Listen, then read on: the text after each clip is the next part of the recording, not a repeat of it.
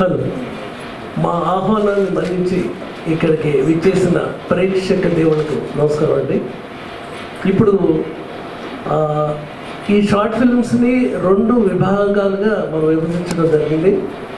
ఇప్పటి వరకు మీరు చూసింది మ్యాట్నీ షోస్ చూశారు. ఈ చూసిన తర్వాత ఈ షార్ట్ ఫిల్మ్స్ పైన మీ అమూల్యమైన అభిప్రాయాల్ని తెలియజేస్తే బాగుంటుంది. మేము ఒకరిని పిలుస్తాము వేదిక మీదకి వచ్చి, దయచేసి ఈ షార్ట్ ఫిల్మ్స్ మీద మీ అమూల్యమైన అభిప్రాయాన్ని తెలియజేస్తే బాగుంటుంది. సో అందరికీ నమస్కారం అండి. వేదిక మీదకి ఇంకా టైం ఉంది కాబట్టి వచ్చే వాళ్ళకి, సో ఇప్పుడు ఎట్ ప్రెసెంట్ వేదిక కింద కూర్చున్నటువంటి వాళ్ళందరికీ కూడా నా నమస్కారాలు తెలియజేస్తున్నాను. ఇప్పటిదాకా మీరు చూశారు షార్ట్ ఫిలిమ్స్, రకరకాల యొక్క క్యారెక్టర్స్ తోటి చేస్తూ వచ్చాము. ఇక్కడ ఒక చోట కరెక్ట్గా ఉండొచ్చు, ఒక చోట ఇంకో చోట కరెక్ట్గా లేకపోవచ్చు. సో ఇక్కడ ఏంటంటే మీరు చెప్పిన కరెక్షన్స్ ఇప్పుడు మేము ఎందుకు అడుగుతున్నాము అంటే, నెక్స్ట్ ఇలాంటివి జరగకుండా ఉండటానికి, ఇంకా నెక్స్ట్ ఏం చేస్తే ఎలా చేస్తే బాగుంటుంది అనేదానికి, ఏం చేయమంటారు, ఎలా చేస్తే బాగుంటుంది అనే మీ యొక్క అభిప్రాయాలే మాకు నెక్స్ట్ చేసే వాటికి ప్రోత్సాహాలు. కాబట్టి నిర్మోహమాటంగా ఇక్కడ మేము ఏమీ అనుకోము, మేము ఏదో అనుకుంటామని చెప్పి ఫీల్ అయ్యేటువంటి కదా. మీరు ఏది చెప్పినా కూడా మేము స్పోర్టివ్గా తీసుకుంటాము. మీరు ఏం చెప్తారనే దాంతో మేము చాలా ఇంట్రెస్టింగ్గా, ఇంకా మేము తెలుసుకోవాలి, మా తప్పులేంటి, మా ప్లస్లు ఏంటి, మా మైనస్లు ఏంటి అనేది తెలుసుకుందామని ఇక్కడ మిమ్మల్ని రిక్వెస్ట్ చేస్తున్నానండి. సార్ మిమ్మల్ని పిలుస్తారు. థ్యాంక్ యూ సో మచ్ అండి. ఇప్పుడు ఈ చిత్రరంగంలో అపారమైన అనుభవం ఉంది. అనేక సంవత్సరాల నుంచి నటుడిగా నిలదొక్కుని అప్పటికి ఇప్పటికీ చలనచిత్రాల్లో నటిస్తూ మన ముందుకున్నారు వచ్చారు. ఆయన ఎవరో కాదు, నాకు ప్రియ మిత్రులు, నా సోదరులు, అందుకంటే చాలా ఎక్కువ. నేను ఆయన చాలా సంవత్సరాలు కలిసి ప్రయాణం చేశాము. అలాంటి వ్యక్తి ఇప్పుడు మన దగ్గర ఉన్నారు. ఆయన ఎవరో కాదండి, ఎంవి తిలక్ గారు. ఆయన వేదిక మీద అవసరం కోరుతున్నాను. వచ్చి ఈ షార్ట్ ఫిల్మ్స్ గురించి ఆయన అభిప్రాయాన్ని తెలియపరచవలసిందని కోరుతున్నాను.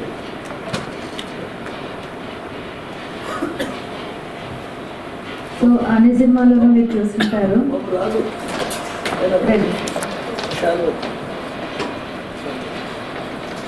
సో రీసెంట్గా మనం చేసిన ఒక ప్రాజెక్ట్లో కూడా మాకు చాలా సపోర్ట్ చేశారు. చాలా ధన్యవాదాలు సార్.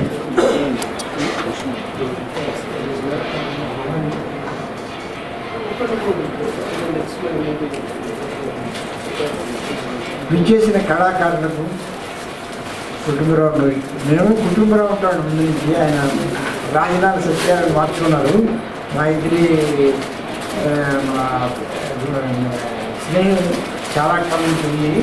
ఆయన తీసిన అన్నీ చూశాను. తర్వాత ఇప్పుడు కూడా చూశాను. ఇలాగ మేడం గారు ఉన్నారు కాబట్టి దాని యొక్క లోపాలు అన్నీ చెప్పటం నా బాధ్యతగా కొన్ని 2-3 చెప్తాను. స్టోరీ బాగుంది. బ్యాక్గ్రౌండ్ మ్యూజిక్ కొద్దిగా కొరవడిందని నేను అనుకుంటున్నాను. బ్యాక్గ్రౌండ్ మ్యూజిక్ ఉంటే దానికి కొంచెం లైఫ్ వస్తుంది.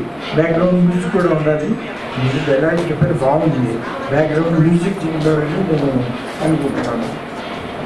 తర్వాత అందరూ బాగానే యాక్ట్ చేశారు. ఆవిడ కొత్త ఆవిడ పాపం అనిల్ కుమార్ కూడా చాలా బాగా చేశారు. అందరూ బాగా చేశారు. ఈ మ్యూజిక్ గురించే చెప్పాలని నేను చెప్తున్నాను. ఏ ఫిల్మ్ చూస్తారు? లేట్గా వచ్చినట్టు దేవత చూసారా? దేవత అంటే దేవతలో గడుసు అత్త కాదు, దేవత.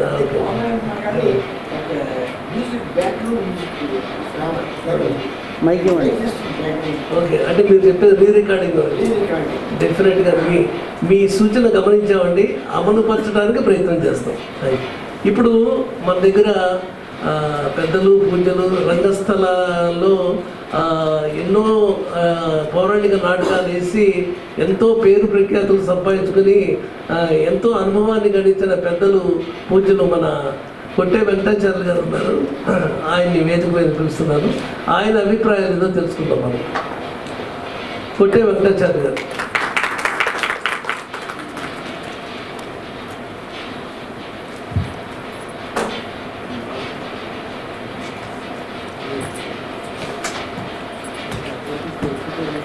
కొట్టే వెంకటేశ్వర్లు గారు సార్ చిన్న రిక్వెస్ట్, మన తిలక్ గారికి శాలువాతో మీరు సత్కరిస్తే బాగుంటుందండి. సార్ కొంచెం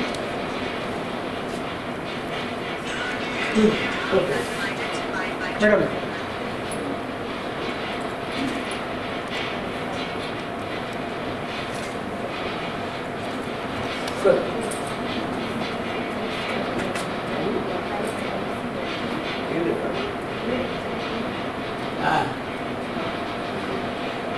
అందరికీ నమస్కారం. ఇక్కడ ఉన్న వాళ్ళందరూ కూడా రసజ్ఞ ప్రేక్షకులు. ఇక్కడ ఎవరు ఎక్కువ లేరు, తక్కువ అసలే లేరు. ఇప్పుడు నేను 2 చూశాను. ఈ అమ్మాయి ఏ పాత్రలో కావాలంటే ఆ పాత్రలో ఒదిగిపోతున్నారు. ఒక మంచి నటి. ఈ అమ్మాయికి నా శుభాశీస్సులు ఎప్పుడు ఉంటాయి. కాకపోతే రాజనాల్ గారు మంచి వంటలగాడు. కథనం ఎలా వండాలో ఆయనకు బాగా తెలుసు. ఒక సన్నివేశాన్ని ఎలా కల్పించాలి, ఈ సన్నివేశానికి ఆ సన్నివేశానికి ఎలా లింకప్ చేయాలి, ఆ విధంగా చేయడంలో అతను ఏం చేస్తున్నారంటే అది ఆయనకు తెలుసు, మనకు కూడా తెలుసు, చూసి తెలుస్తుంది. ఆయన తప్ప తక్కని క్యారెక్టర్లు అన్నీ కూడా ఎలివేట్ చేస్తారు, బ్లో చేసేస్తాం. రైటర్గా ఆయనని బాగా నిలబడాలని, డైలాగ్ రైటర్గా, కథా రచయితగా నిలబడాలనేటువంటి తపన ఆ ఎపిసోడ్లో చూస్తున్నాను అన్నమాట. కానీ ఎప్పుడో ఆయనకు మంచి పేరు రావాల్సింది, గొప్ప పేరు రావాల్సిందని ఇప్పటికీ నేను ప్రత్యేకంగా ఏకాంతంగా ఉన్నప్పుడు కూడా ఆయనతో చెప్తూ ఉంటాను. మీకు ఎంతో పేరు రావాలండి, మరి ఇన్ని రోజులు ఎందుకున్నారు ఇక్కడ, ఇలాగే ఎందుకున్నారని అనిపిస్తుంది అనమాట.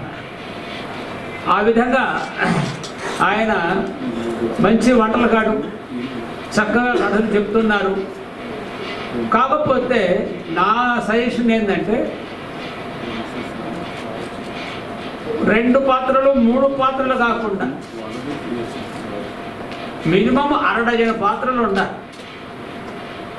అంటే కథ డివైడెడ్ బై 6. ఇలా ఉన్నప్పుడు ఒక్కొక్కరు వాళ్ళ యొక్క ప్రతిభ వ్యక్తీకరణ చేసుకుంటారు. దానివల్ల ఏమవుతుంటే కథాబలం పెరుగుతుంది. ప్రేక్షకులు చూసేటువంటి ప్రేక్షకులు కూడా ఆనందంగా ఆస్వాదిస్తారు. ఇప్పుడు వీళ్ళ వరుసలు 3 చూసాము. ఆయన హీరో ఏమో హీరోయిన్, వీళ్ళిద్దరు నాకు ఆత్మీయులు కాబట్టి నేను ఒప్పుకుంటా. మరి తక్కిన వాడు కొత్తవాడు అంటే స్కాటర్ కావాలన్నమాట. అంటే విభాగం కావాలి, కథా విభాగం కావాలి, సంభాషణ విభాగం కావాలి. అందులో సంభాషణలు చాలా అద్భుతంగా వ్రాస్తున్నాడు. నేను కూడా కథా రచయితను, సంభాషణ రచయితను కాబట్టి ఎక్కడి నుంచి మొదలు పెడుతున్నారు, ఎక్కడ ఎండ్ చేస్తారు, సన్నివేశం ఎలా చేస్తారు, ఇవన్నీ కూడా నాకు తెలుసు. అలా నేను ఆనందపడుతూనే నవ్వుకుంటూనే నాలోనే నవ్వుకుంటూనే నేను ఆనందపడుతూ ఉన్నాను అన్నమాట. ఆయన కళా జీవితం ఇప్పుడుదాకా ఎందుకో ఏందో చాలా మార్లు అన్నాను, ఎందుకని ఇట్లా పడి ఉన్నారు మీరు అని. ఇంకా ముందు మా ఇద్దరికి కూడా దాదాపు 4 ఏళ్ళ నుంచి పరిచయం ఉంది. ఇక ముందు ఇంకా మంచి మంచి కథలు రాయాలని, సంభాషణలు బాగా సానపడతాడు. అంటే ఇనుమును ఆకులతో గీకినట్టుగా బాగా గీకుతాడు అన్న అనుభవంతో గీకుతూ ఉంటాడు. బాగానే చేస్తున్నారు. సంభాషణలు బాగానే ఉన్నాయి, సన్నివేశ కల్పన బాగుంది, కథ బాగుంది. ఆయన పాత్ర మాత్రం తగ్గించుకుంటాడు. అది మాకు అందరికి కనిపించింది అనమాట.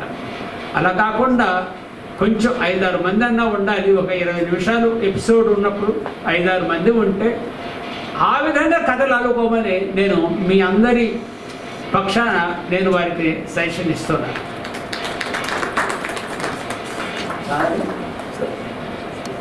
తప్పకుండా అండి, మీ సూచన గమనించాం, అమలుపరచడానికి ప్రయత్నిస్తాం. అయితే ఆయన ఒక మాట అన్నారు, ఆయన తప్ప మిగతా క్యారెక్టర్స్ అన్ని ఎలివేట్ చేస్తారని.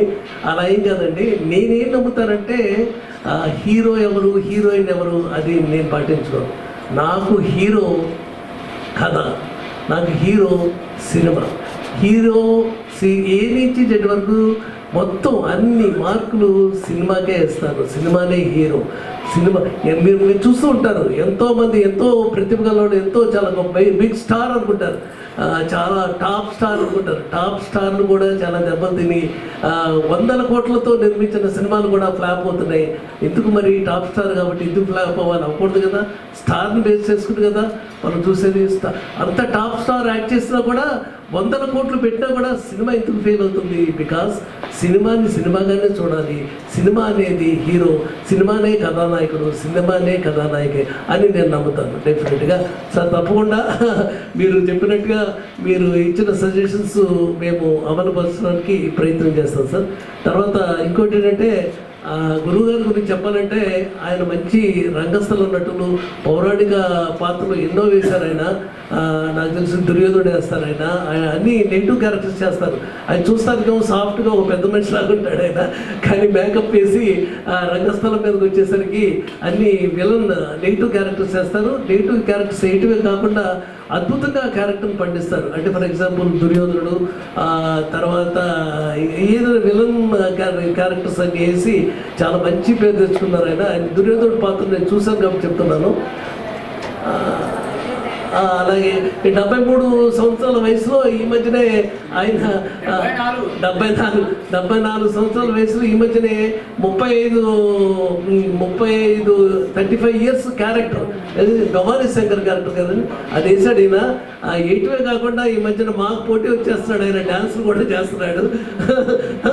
సో చాలా గొప్ప విషయం సార్. ఈ ఏజ్లో కూడా మీరు 74లో 34 ఇయర్స్ ఏజ్ చేస్తున్నారు, చాలా గొప్ప విషయం.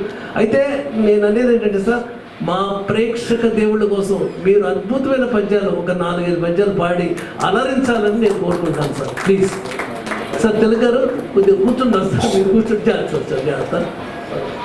Please miss